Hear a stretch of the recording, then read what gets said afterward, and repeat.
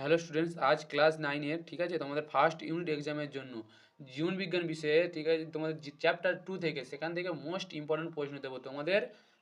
জীবন বিজ্ঞানের চ্যাপ্টার 2টা চারটে ভাগে ভাগ করা আছে ঠিক আছে।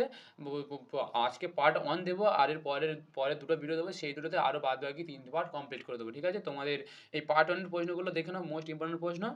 চলো চালু করানো শুরু করা যাক। ভিটামিন এ এর অভাবে কোন রোগ হয়? ভিটামিন এ এর অভাবে রাতকানা রোগ হয়। রিকেট রোগক্রান্ত শিশুর মধ্যে ভিটামিন ই এর অভাবে কী সমস্যা দেখা যায়? ভিটামিন ই এর অভাবে রিকেট রোগক্রান্ত শিশুর মধ্যে বন্ধ্যাত্ব অবস্থায় দেখা দিতে পারে। তারপরে বলেন ভিটামিন বি1 বা থিয়ামিনের অভাবে কোন রোগ হয়? ভিটামিন বি1 বা থিয়ামিনের অভাবে বেরি রোগ হয়। ভিটামিন ই এর অভাবে চোখে কী সমস্যা দেখা দেয়? ভিটামিন ই এর অভাবে চোখের কর্নিয়া বিনষ্ট হয়। ভিটামিন ডি এর অভাবে কোন রোগ দেখা যায়? ভিটামিন ডি এর অভাবে রিকেট রোগ দেখা যায়। ভিটামিন বি3 বা নিয়াসিন এর অভাবে কোন রোগ হয়? ভিটামিন বি3 বা নিয়াসিনের অভাবে পেলেগ্রা রোগ হয়। ভিটামিন বি1 এর রাসায়নিক নাম কি? ভিটামিন বি1 এর রাসায়নিক নাম থিয়ামিন। ভিটামিন বি4 এর রাসায়নিক নাম কি? ভিটামিন বি4 এর রাসায়নিক নাম কোলিন। ঠিক আছে, তারপর বলুন যে পদার্থ গঠনে ভিটামিনের মতো কিন্তু প্রকৃত ভিটামিন নয় তাকে কি বলা হয়? তাকে সিউডোভিটামিন বলা হয়। মানবদেহে প্রোটিন জাতীয় কোন যৌগ হরমোন হিসাবে কাজ করে? হরমোন একটি প্রোটিন জাতীয় যৌগ বা হরমোন হিসাবে কাজ করে ঠিক আছে।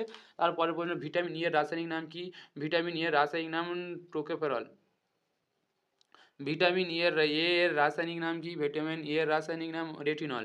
খাদ্য লবণ থেকে আমরা প্রধানত কোন খনিজ পদার্থটি পাই? খাদ্য লবণ থেকে আমরা প্রধানত সোডিয়াম পাই। সোডিয়ামের দুটি প্রধান কাজ কি? সোডিয়ামের প্রধান কাজ হলো রক্তচাপ বজায় রাখা এবং পেশি ও স্নায়ুর কাজ সঠিক রাখা। আমরা সাধারণত পটাশিয়াম কোথা থেকে পেয়ে থাকি? আমরা পটাশিয়াম জলে দ্রবীভূত লবণ ও বিভিন্ন ফল থেকে পেয়ে থাকি। ফসফরাস খনিজ পদার্থটি আমরা কোন কোন খাদ্য থেকে পেয়ে থাকি? আমরা ফসফরাস পেয়ে থাকি ছোট মাছ, মাংস, ডিম ও দুধ থেকে। মলবডেনাম খনিজটির অভাবে মানবদেহে কোন রোগ দেখা যায়? মলবডেনামের অভাবে বাতরোগ দেখা যায়। ইস্ট্রোজেন কী ধরনের যৌগ এবং কী কাজ করে? ইস্ট্রোজেন একটি স্টেরয়েড জাতীয় যৌগ বা হরমোন হিসেবে কাজ করে। মানবদেহের উপস্থিত একটি ক্ষার জাতীয় যৌগের উদাহরণ দাও। পিত্তরস ও রক্তরসে উপস্থিত বাইকার্বনেট যৌগ একটি ক্ষার জাতীয় যৌগ। জীবদেহে সৃষ্ট হওয়া একটি ধাতব পরফাইরিন যৌগের নাম লেখো। ক্লোরোফিল একটি ধাতব পরফাইরিন যৌগ। জীবনের গুরুত্বপূর্ণ 2টি যৌগের নাম লেখো যা ডিএনএ ও আরএনএ গঠনে অংশ নেয়। নিউক্লিওসাইড ও নিউক্লিওটাইড ডিএনএ ও আরএনএ সংগঠনের গঠনে অংশ নেয়। প্রোটিন জীবদেহে কীভাবে তৈরি হয়? দেখো, অ্যামাইনো অ্যাসিড থেকে জীবদেহে প্রোটিন তৈরি হয়। ম্যাগনেসিয়াম খনিজ পদার্থটি মানবদেহের কীভাবে প্রকাশ করে? ম্যাগনেসিয়াম প্রধানত সবুজ শাকসবজি থেকে মানবদেহে প্রকাশ করে ঠিক আছে। তার পরের প্রশ্ন দেখে নাও, উদ্ভিদদের সবচেয়ে প্রয়োজনীয় 3টি মৌলের উপাদানের নাম লেখো। নাইট্রোজেন, ফসফরাস এবং পটাশিয়াম। মাটিতে স্বল্পমাত্রিক মৌলগুণের ঘাটতি পূরণে কী ব্যবহার করা হয়? অনুখাদ্য সার ব্যবহার করা হয়। পটাশিয়াম কীভাবে মানবদেহে কী ধরনের সমস্যাগুলো দেখা যায় ঠিক আছে। পটাশিয়ামের অভাবে মানবদেহে কী ধরনের সমস্যাগুলো দেখা যায়? পটাশিয়ামের অভাবে বেশি দুর্বলতা, হৃৎপিণ্ড ও স্নায়ুর কাজ বিঘ্নিত হয় ইত্যাদি সমস্যা দেখা যায়। লৌহের অভাবে মানবদেহে কী ধরনের লক্ষণ দেখা যায়? লৌহের অভাবে রক্তাল্পতা বৃদ্ধি ব্যাহত হওয়া এবং ভ্রমণের বৃদ্ধি রোধ হয়। ক্যালসিয়ামের অভাবে মানবদেহে কী ঘটে? ক্যালসিয়ামের অভাবে রক্ত তঞ্ছিত হতে চায় না। কোন যৌগের মাধ্যমে মানবদেহে কার্বন ডাইঅক্সাইড পরিবাহিত হয়? বাইকার্বনেট যৌগ হিসেবে মানবদেহে কার্বন ডাইঅক্সাইড পরিবাহিত হয়। নিউক্লিওসাইড গঠনকারী নাইট্রোজেনযুক্ত ক্ষারগুলি কোন দুটি শ্রেণীতে বিভক্ত? নিউক্লিওসাইড গঠনকারী নাইট্রোজেনযুক্ত ক্ষারগুলি পিউরিন ও পিরিমিডন নামে 2 শ্রেণীতে বিভক্ত। একটি প্রাকৃতিক মোম জাতীয় স্নেহ পদার্থের উদাহরণ দাও। একটি প্রাকৃতিক মোম জাতীয় স্নেহ পদার্থের উদাহরণ হলো মৌ। ঠিক আছে, তারপরের প্রশ্ন, কোষ পর্দায় প্রধানত কী ধরনের স্নেহ বস্তু থাকে? কোষ পর্দায় প্রধানত ফসফোলিপিড ধরনের স্নেহ বস্তু থাকে। ভিটামিন বি8 এর অপর নাম কি? ভিটামিন বি8 এর অপর নাম ইনোসিটল। ভিটামিন বি9 এর অপর নাম কি? ভিটামিন বি9 এর অপর নাম ফলিক অ্যাসিড। ভিটামিন বি12 এর অভাবে কোন ধরনের রক্তাল্পতা হয়? ভিটামিন বি12 এর বা সাইনাকোবালামিনের অভাবে পার্নিসিয়াস অ্যানিমিয়া হয় ঠিক আছে। তারপরে গর্ভস্থ ভ্রমণের বৃদ্ধির জন্য কোন ভিটামিন প্রয়োজন? গর্ভস্থ ভ্রূণের সঠিক বৃদ্ধির জন্য ফলিক অ্যাসিড বা ভিটামিন এম প্রয়োজন হয়। ভিটামিন কে এর অভাবে কী সমস্যা দেখা যায়? ভিটামিন কে এর অভাবে রক্তক্ষরণ সহজে বন্ধ হয় না। ফলিক অ্যাসিডের আরেকটি নাম কি? ফলিক অ্যাসিডের আরেকটি নাম ভিটামিন এম। গর্ভস্থ ভ্রূণের সঠিক বিকাশের জন্য কোন ভিটামিন গুরুত্বপূর্ণ? গর্ভস্থ ভ্রূণের সঠিক বিকাশের জন্য ভিটামিন বি9 বা ফলিক অ্যাসিড গুরুত্বপূর্ণ। যে পদার্থ ভিটামিনের কাজে বাধা দেয় তাকে কী বলা হয়? তাকে অ্যান্টিভিটামিন বলা হয়। ভিটামিন বি12 এর একটি সিউডো ভিটামিনের নাম লেখো। মিথাইল কোবালমিন হলো ভিটামিন বি12 এর একটি সিউডো ভিটামিন। ভিটামিন বি5 এর রাসায়নিক নাম কি? ভিটামিন বি5 এর রাসায়নিক নাম প্যান্টোথেনিক অ্যাসিড। ভিটামিন বি6 এর রাসায়নিক নাম কি? ভিটামিন B6 এর রাসায়নিক নাম পাইরিডক্সিন। ভিটামিন B2 এর রাসায়নিক নাম কি? ভিটামিন B2 এর রাসায়নিক নাম রাইবোফ্লাভিন। ভিটামিন B7 বা ভিটামিন B8 এর একটি জনপ্রিয় নাম কি? ভিটামিন B7 বা B8 এর একটি জনপ্রিয় নাম হলো বায়োটিন। ভিটামিন B2 এর অভাবে মুখে ও জিহ্বায় কী ধরনের সমস্যা দেখা যায়? ভিটামিন B2 বা রাইবোফ্লাভিনের অভাবে গ্লসাইটিস বা মুখে ও জিহ্বায় ঘা দেখা যায়। ঠিক আছে? চুলের সঠিক গঠনের জন্য কোন ভিটামিন প্রয়োজন? চুলের সঠিক গঠনের জন্য ভিটামিন B8 বা বায়োটিন প্রয়োজন। ভিটামিন সি এর অভাবে কোন রোগ হয়? ভিটামিন সি এর অভাবে স্কার্বি রোগ হয়।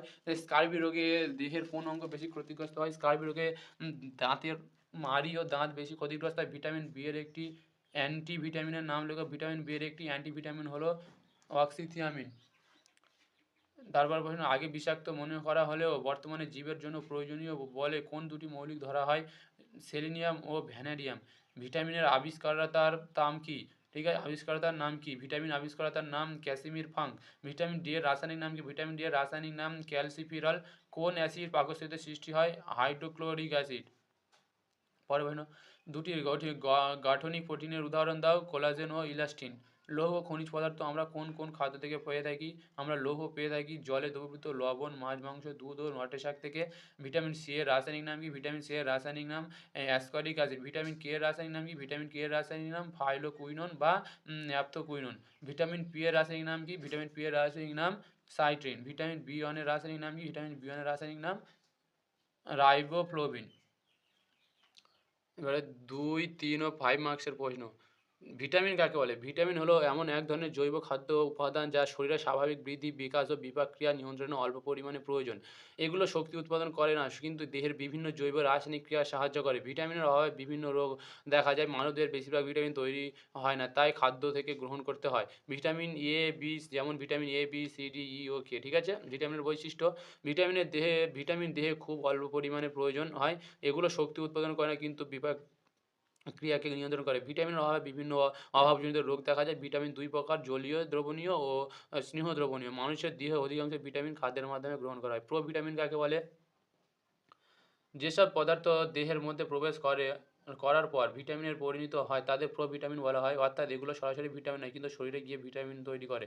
এগুলো খাদ্যের মাধ্যমে শরীরে প্রবেশ করে। প্রোভিটামিন দেহের জন্য গুরুত্বপূর্ণ উৎস হিসেবে কাজ করে। উদাহরণ: বিটা ক্যারোটিন, ভিটামিন এ এর প্রোভিটামিন। ঠিক আছে? তারপর প্রশ্ন, অ্যান্টিভিটামিন কাকে বলে? যেসব রাসায়নিক পদার্থ ভিটামিনের কার্যকারিতা নষ্ট করে বা বাধা দেয় তাদেরকে অ্যান্টিভিটামিন বলা হয়। এগুলো দেহে ভিটামিনের কাজকে প্রতিহত করে, ফলে শরীরে ভিটামিনের অভাব দেখা দিতে পারে। অ্যান্টিভিটামিন সাধারণত কিছু খাদ্য বা রাসায়নিক পদার্থে পাওয়া যায়। উদাহরণ: অ্যাভিডিন নামক পদার্থ ভিটামিন B7 এর কার্যকারিতা বাধা দেয়। কার্বোহাইড্রেট কাকে বলে? কার্বোহাইড্রেট হলো এমন এক ধরনের জৈব খাদ্য উপাদান যা কার্বন, হাইড্রোজেন ও অক্সিজেন দিয়ে গঠিত। এগুলো দেহের প্রধান শক্তির উৎস। উদ্ভিদের সাধারণত সালোক সংশ্লেষের মাধ্যমে কার্বোহাইড্রেট তৈরি হয়। মানুষ খাদ্যের মাধ্যমে কার্বোহাইড্রেট গ্রহণ করে। উদাহরণ: গ্লুকোজ, স্টার্চ, সেলুলোজ। ফ্যাটের উৎস কি? ফ্যাট প্রধানত উদ্ভিদ ও প্রাণীজাত উভয় উৎস থেকেই পাওয়া যায়। প্রাণীজ উৎসের মধ্যে মাখন, ঘি, দুধ, মাংস ও ডিম উল্লেখযোগ্য। উদ্ভিজ্জ উৎসের মধ্যে সরিষার তেল, নারকেল তেল, বাদাম ও তিল উল্লেখযোগ্য। ফ্যাট দেহে শক্তি সঞ্চয় করে এবং শরীরকে তাপ থেকে রক্ষা করে। এটি দেহের কোষ গঠনে গুরুত্বপূর্ণ ভূমিকা পালন করে। তারপরে প্রশ্ন, অলিগোস্যাকারাইড কাকে বলে? যে কার্বোহাইড্রেট অণুতে 2 থেকে 10টি মনোস্যাকারাইড একত্রে যুক্ত থাকে তাকে অলিগোস্যাকারাইড বলে। এগুলো তুলনামূলকভাবে ছোট আকারের শর্করা। জল বিশ্লেষণের মাধ্যমে এগুলো ভেঙে মনোস্যাকারাইড তৈরি করতে পারে। অলিগোস্যাকারাইড খাদ্যে সীমিত পরিমাণে থাকে। উদাহরণ: রাফিনোজ। তারপরের প্রশ্ন, পলিস্যাকারাইড কাকে বলে? যে কার্বোহাইড্রেট বহু মনোস্যাকারাইড একত্রে যুক্ত হয়ে তৈরি হয় তাকে পলিস্যাকারাইড বলে। এগুলো জটিল শর্করা এবং আকারে বড় অণু। পলিস্যাকারাইড সাধারণত শক্তি সঞ্চয় বা গঠনমূলক কাজে ব্যবহার হয়। উদ্ভিদের স্টার্চ ও সেলুলোজ পলিস্যাকারাইডের উদাহরণ। প্রাণীতে গ্লাইকোজেন একটি গুরুত্বপূর্ণ পলিস্যাকারাইড। অ্যামাইনো অ্যাসিড কাকে বলে? অ্যামাইনো অ্যাসিড হলো প্রোটিনের গঠনকারী মৌলিক একক। এগুলোর মধ্যে একটি অ্যামাইনো গ্রুপ এবং একটি কার্বক্সিল গ্রুপ থাকে। অনেকগুলো অ্যামাইনো অ্যাসিড যুক্ত হয়ে প্রোটিন তৈরি করে। মানবদেহের বৃদ্ধি ও কোষ গঠনে এদের গুরুত্বপূর্ণ ভূমিকা আছে। উদাহরণ: গ্লাইসিন, অ্যালানিন। কিটোসিস বলতে কী বোঝায়? যখন দেহে কার্বোহাইড্রেটের অভাব হয় তখন শক্তি পাওয়ার জন্য ফ্যাট ভাঙতে শুরু করে।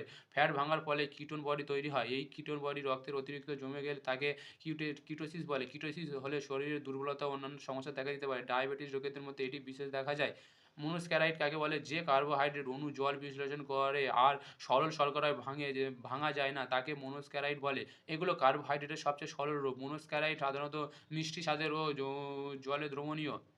এগুলো সরাসরি শক্তির উৎস হিসেবে ব্যবহার হয়। উদাহরণ গ্লুকোজ, ফ্রুক্টোজ, গ্যালাক্টোজ। তারপরের প্রশ্ন র্যাপেজ বলতে কী বোঝায়? র্যাপেজ হলো এমন এক ধরনের খাদ্য উপাদান যা মূলত উদ্ভিদের সেলুলোজ দ্বারা গঠিত। এগুলো মানুষের পরিপাক এনজাইম দ্বারা হজম হয় না। রাপেজ তন্ত্রের গতিবিধি স্বাভাবিক রাখতে সাহায্য করে।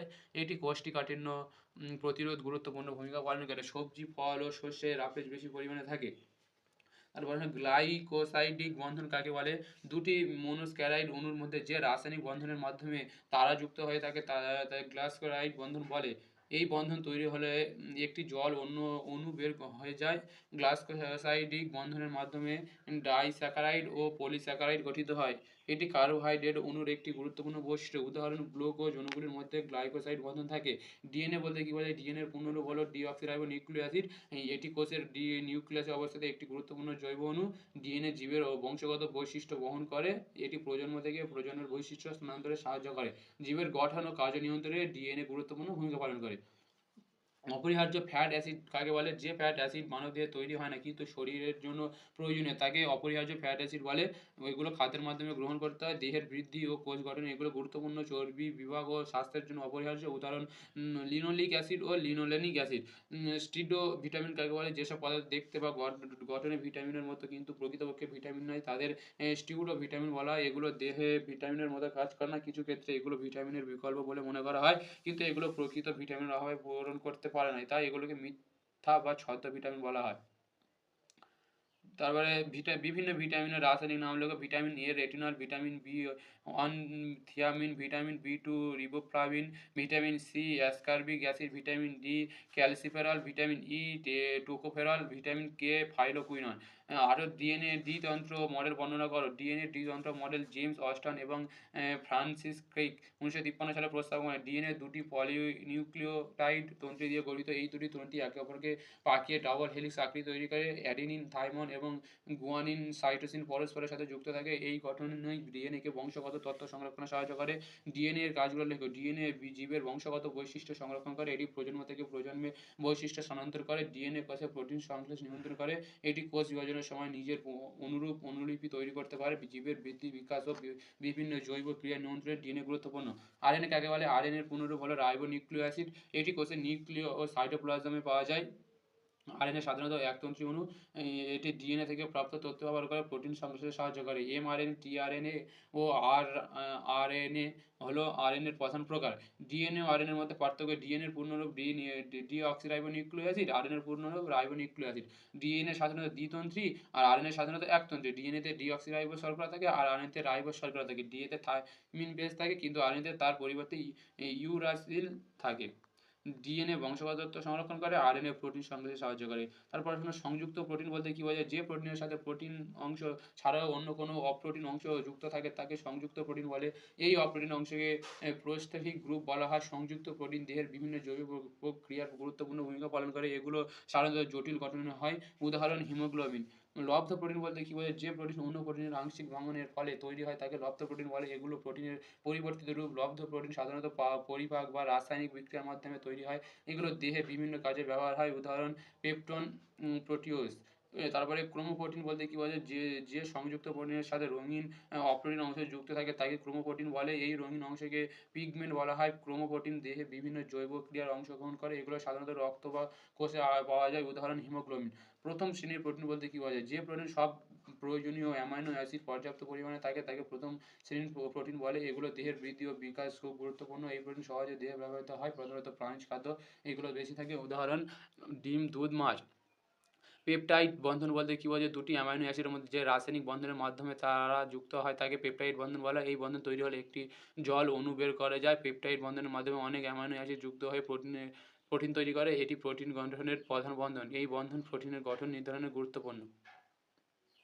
তারপরের প্রশ্ন, প্রোটিনের গুরুত্ব অনুশীলন কোনো প্রোটিন দেহের বৃদ্ধি ও কোষ গঠনে গুরুত্বপূর্ণ ভূমিকা পালন করে। এটি ক্ষতিগ্রস্ত টিস্যু মেরামত করতে সাহায্য করে। প্রোটিন এনজাইম ও হরমোন তৈরিতে অংশগ্রহণ করে। দেহের রোগ প্রতিরোধ ক্ষমতা বৃদ্ধিতেও প্রোটিন গুরুত্বপূর্ণ শক্তির উৎস হিসেবে প্রোটিন ব্যবহার হয়। দ্বিতীয় শ্রেণীর প্রোটিন বলতে কী বোঝায়? যে প্রোটিন সব অপরিহার্য অ্যামাইনো অ্যাসিড পর্যাপ্ত পরিমাণে থাকে না তাকে দ্বিতীয় শ্রেণীর প্রোটিন বলে। এগুলো দেহের বৃদ্ধি ও বিকাশে তুলনামূলকভাবে কম কার্যকর। প্রধানত উদ্ভিজ্জ খাদ্য এগুলো বিশ্বে বেশি দেখা যায়। মানুষের খাদ্যে এগুলো সহায়ক ভূমিকা পালন করে। উদাহরণ ডাল, গম, চাল। সরল প্রোটিন বলতে কী বোঝায়? যে প্রোটিন কেবলমাত্র অ্যামাইনো অ্যাসিড দিয়ে গঠিত তাকে সরল প্রোটিন বলে। এতে কোনো অপ্রোটিন অংশ থাকে না। এগুলো জল বিশ্লেষণ শুধুমাত্র অ্যামাইনো অ্যাসিড তৈরি করে। সরল প্রোটিন সাধারণত সহজ গঠনের হয়। উদাহরণ অ্যালবুমিন। তারপরে প্রোটিনের অভাবে শিশুদের কী রোগ হয়? প্রোটিনের অভাবে শিশুদের মধ্যে অপুষ্টিজনিত রোগ দেখা যায়। এর মধ্যে প্রধানত দুটি রোগ হলো এই কোয়াশিয়কর ও ম্যারাসমাস। এই রোগে শিশুর বৃদ্ধি ব্যাহত হয়, শরীর দুর্বল হয়ে পড়ে এবং রোগ প্রতিরোধ ক্ষমতা কমে যায়। এগুলো গুরুতর অপুষ্টিকর লক্ষণ। তারপরে কোয়াশিয়করের লক্ষণগুলি কী, কী? শরীর ফুলে যাওয়া বা এডিমা দেখা যায়, পেট অস্বাভাবিকভাবে ফুলে যাওয়া, চুলের রং পরিবর্তন হয়ে যায় এবং চুল দুর্বল হয়ে শরীর দুর্বল হয়ে পড়ে ও বৃদ্ধি কমে যায়। ত্বক শুষ্ক ও রুক্ষ হয়ে যায়। ম্যারাসমাসের লক্ষণগুলি কী, কী? শরীর অত্যন্ত শুকিয়ে যায় ও ওজন কমে যায়, চামড়া ও হাড় ছাড়া প্রায় কিছু থাকে না, শিশুর বৃদ্ধি খুব ধীরে ধীরে হয়। দুর্বলতা ও ক্লান্তি দেখা যায়, শরীরের চর্বিও বেশি খুব কমে যায়। তারপরের প্রশ্ন, কার্বোহাইড্রেটের পুষ্টিগত গুরুত্ব আলোচনা করো। কার্বোহাইড্রেট দেহের শক্তির প্রধান উৎস। এটি মস্তিষ্ক ও পেশিকে শক্তি প্রদান করে। দেহের গ্লাইকোজেন হিসেবে শক্তি সঞ্চয় করে। কার্বোহাইড্রেট ফ্যাটের সঠিক বিভাগে সাহায্য করে। এটি দেহের স্বাভাবিক প্রক্রিয়া বজায় রাখতে গুরুত্বপূর্ণ। অ্যামিনো অ্যাসিডকে অ্যাম্পোটেরিক যৌগ বলা হয় কেন? অ্যামাইনো অ্যাসিড অ্যামাইনো গ্রুপ ও কার্বক্লিক গ্রুপ উভয় থাকে। অ্যামাইনো গ্রুপ ক্ষারীয় ধর্ম প্রকাশ করে, কার্বলিক গ্রুপ অম্লীয় ধর্ম প্রকাশ করে। তাই অ্যামাইনো অ্যাসিড অম্ল ও ক্ষার উভয়ের মধ্যে আচরণ করতে পারে। এই কারণে অ্যামাইনো অ্যাসিডকে অ্যাম্পোটেরিক যৌগ বলা হয়। মানব জীবনের জন্য অপরিহার্য গুরুত্বপূর্ণ যৌগগুলির নাম লেখো। মানবদেহের স্বাভাবিক বৃদ্ধি ও কার্যকলাপের জন্য কয়েকটি গুরুত্বপূর্ণ জৈব যৌগ প্রয়োজন। এগুলোর মধ্যে প্রধান হলো কার্বোহাইড্রেট, প্রোটিন ও ফ্যাট। এছাড়াও ভিটামিন ও নিউক্লিক অ্যাসিড গুরুত্বপূর্ণ ভূমিকা পালন করে। এই যৌগগুলো দেহের শক্তি উৎপাদন ও গঠন নিয়ন্ত্রণে সাহায্য করে। মানব জীবন সঠিকভাবে চলার জন্য এগুলো অত্যন্ত প্রয়োজনীয়। কার্বোহাইড্রেটকে জলীয় অঙ্গার বলা হয় কেন? কার্বোহাইড্রেট কার্বন, হাইড্রোজেন ও অক্সিজেন দিয়ে গঠিত। এগুলো এখানে হাইড্রোজেন ও অক্সিজেনের অনুপাত প্রায় জলের মতো 2:1, অর্থাৎ এটি কার্বনের সাথে জলের সমন্বয়ে গঠিত বলে মনে হয়। এই কারণে কার্বোহাইড্রেটকে জলীয় অঙ্গার বলা হয়। তাই এর রাসায়নিক সূত্র সাধারণত CH2O আকারে প্রকাশ করা হয়। কার্বোহাইড্রেটকে প্রোটিন বাচক খাদ্য বলা হয় কেন? কার্বোহাইড্রেটের দেহের প্রধান শক্তির উৎস। যখন কার্বোহাইড্রেট পর্যাপ্ত থাকে তখন শক্তি উৎপাদনের জন্য প্রোটিন ব্যবহার করতে হয় না। ফলে প্রোটিন দেহের বৃদ্ধি ও কোষ গঠনের কাজে ব্যবহার হয়। এইভাবে কার্বোহাইড্রেট প্রোটিনকে শক্তির কাজে ব্যবহার করা থেকে রক্ষা করে। তাই কার্বোহাইড্রেটকে প্রোটিন বাচক খাদ্য বলা হয়। তারপরের প্রশ্ন দেখো, নিউক্লিওটাইড বলতে কী বোঝায়? নিউক্লিওটাইড হলো নিউক্লিক অ্যাসিডের মৌলিক গঠন একক। এটি 3টি অংশ নিয়ে গঠিত। একটি নাইট্রোজেন বেস, একটি শর্করা ও একটি ফসফেট গ্রুপ। অনেক নিউক্লিওটাইড যুক্ত হয়ে ডিএনএ বা আরএনএ তৈরি করে। এগুলো বংশগত তথ্য সংরক্ষণে গুরুত্বপূর্ণ ভূমিকা পালন করে। প্রতিটি নিউক্লিওটাইড নির্দিষ্ট গঠন হয়। নিউক্লিক অ্যাসিড বলতে কী বোঝায়? নিউক্লিক অ্যাসিড হলো এক ধরনের জৈব অণু যা বংশগত তথ্য সংরক্ষণ ও পরিবহন করে। এগুলো কোষের নিউক্লিয়াসে প্রধানত পাওয়া যায়। নিউক্লিক অ্যাসিড নিউক্লিওটাইডের দ্বারা গঠিত। জীবদের দুটি প্রধান নিউক্লিক অ্যাসিড আছে, সেগুলো হলো ডিএনএ ও আরএনএ। নিউক্লিওসাইড বলতে কী বোঝায়? নিউক্লিওসাইড হলো নাইট্রোজেনের বেস ও শর্করা দ্বারা গঠিত একটি যৌগ। এতে কোনো ফসফেট গ্রুপ থাকে না। নিউক্লিওসাইড নিউক্লিওটাইডের একটি অংশ। ফসফেট যুক্ত হলে নিউক্লিওসাইড নিউক্লিওটাইডে পরিণত হয়। এই নিউক্লিওসাইড গঠনের একটি গুরুত্বপূর্ণ উপাদান। হ্যালো স্টুডেন্টস, তোমাদের ফার্স্ট ইউনিট এক্সামের জন্য এই কটা প্রশ্ন যথেষ্ট প্রথম পার্ট থেকে। ঠিক আছে, আমি পরের ভিডিওতে দ্বিতীয় পার্ট দেবো। আমাকে সেটা ভালো লাগলে সাবস্ক্রাইব করে না। ধন্যবাদ।